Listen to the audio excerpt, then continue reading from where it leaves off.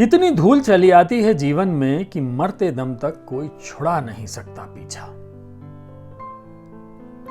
इतनी धूल चली आती है जीवन में कि मरते दम तक कोई छुड़ा नहीं सकता पीछा। चीजों पर बैठने के लिए वो पहले से आमादा है। उसे झाड़ते हुए एक खींच उठती है जो बारीक धूल की तरह झरती है आपके भीतर। वो जमा हो जाती है उन ऊंचाइयों पर भी जहां पहुंचते नहीं किसी के हाथ। कलाकृतियों, किताबों और कपड़ों पर ही नहीं, आपके चेहरे और सिर पर भी हो जाती है सवार। किडनी में, पित्ताशय में वो इकट्ठा हो रही है लगातार। नैतिक शिक्षाओं, वक्तव्यों, उपदेशों में वही किरकिराती है। बैठ जाती है मेहराबों पर, नक्काशियों में। अंतरिक्ष में भी उसी का साम्राज्य है। उसके अपने बवंडर हैं और पर्वत श्रृंखलाएं। वो घर की दीवार में लगे पत्थर की तरह सख्त है और कभी आप उसे उड़ा सकते हैं महज एक फूंक से। आफत तब होती है जब वो जमा हो जाती है दिमागों में। उठती है बगुलों की तरह, आंधियों की तरह। वो ताकत की कुर्सियों पर मिलती है और न्यायालयों के फैसलों में।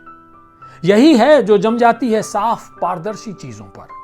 जरा सी चूक हो तो उड़कर बैठती है वाक्यों के बीच में।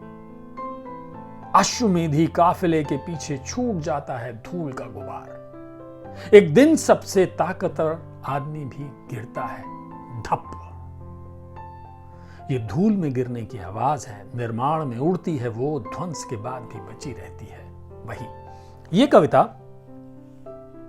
हमारे वक्त के बहुत बड़े कवि कुमार अंबुज की है, जो इस उपशीर्षक नामक उनके कविता संग्रह से लिखी गई है। और क्योंकि इस किताब में हर कविता के आगे उसका साल दर्ज है, तो मैं बता देता हूं कि यह कविता साल 2014 में लिखी गई थी। अब मैं आपको जो ये सुनाता हूं, ये बहुत ज्यादा है। ये कविता का शीर्षक है, जिनके पास हर चीज जरूरत से ज्यादा है वे ही दिन रात बने रहते हैं अखबारों में।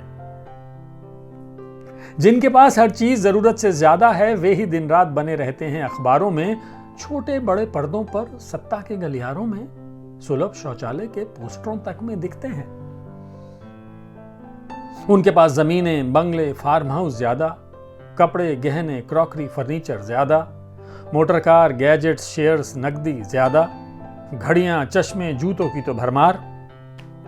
मक्कारी, चालाकी, नृशंसता, क्रूरता ज्यादा, झूठ, फरेब, ताकत, धार्मिकता ज्यादा, काम, क्रोध, मद, लोभ, राष्ट्रीयता ज्यादा। मुश्किल ये नहीं कि ज्यादा लगने वाला ये विवरण ज्यादा है। मुश्किल ये है कि उनके पास इतना ज्यादा कानून के मुताबिक है और बहुत ज्यादा है। ये कविता 2018 में कुमार अंबुज साहब ने लिखी थी।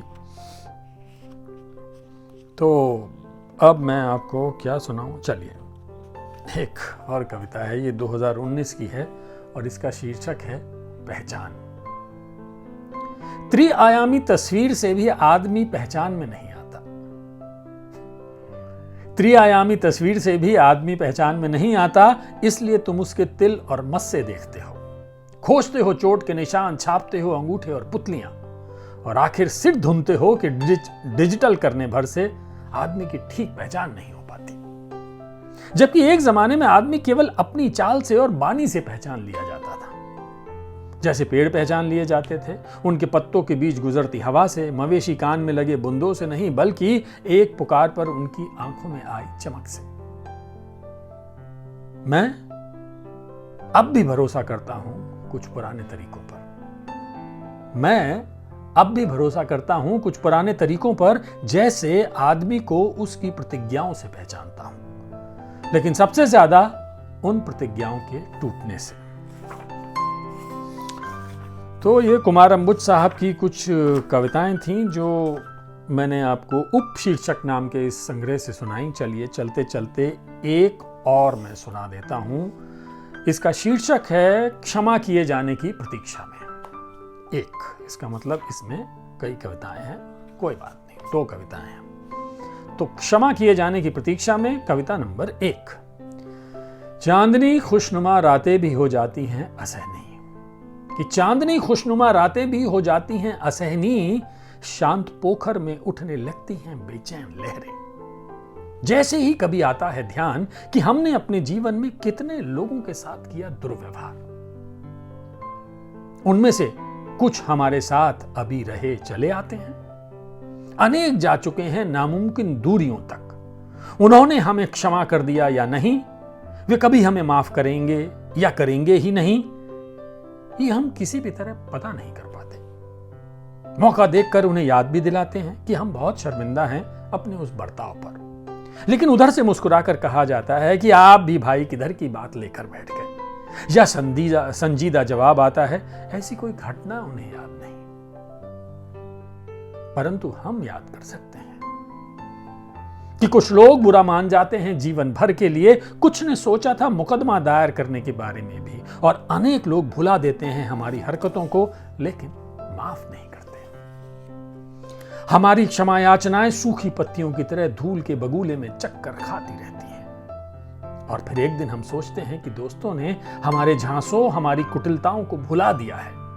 बच्चे कहते हैं हमें याद नहीं कब आपने बेमतलब डांटा था या कर दी थी पिटाई। स्त्रियां हंसती हैं जैसे कि वे बिसरा चुकी हैं तमाम अपमान, मगर हम जानते हैं कि इन्हें सब कुछ याद है, और अब इस उम्र में हमें यह जताकर शायद वे कोई दुख नहीं पहुंचाना चाहते, लेकिन समझ सकते हैं कि इस बारीक तरीके से वे हमें क्षमा भी नहीं करते। अब दूसरी कविता। कभी कभी कुछ अजीबोगरीब बातें उठती हैं मन में, कभी कभी कुछ अजीबोगरीब बातें उठती हैं मन में, जैसे आज मैं पढ़ रहा हूं ये किताब, जिसके शब्द बींद रहे हैं मेरा हृदय, मुझे कुछ नया बना रहे हैं। उसके लेखक को जीवन भर सिर्फ दुत्कार मिली और यातनाएं। मैं तब पैदा भी नहीं हुआ था, मगर माफी मांगना चाहता हूं उस लेखक से। लेकिन वो आदमी अब इस दुनिया में नहीं रहा, और क्षमा मांगने के लिए मैं किसी कालखंड की नुमाइंदगी भी नहीं करता, मगर मुझे लगता है मैं भी परंपरा में उसका एक गुनहगार रहा आया। कलाकारों, लेखकों की उपेक्षा के अपराध किसी रूढ़ी की तरह चले आते हैं आज तक।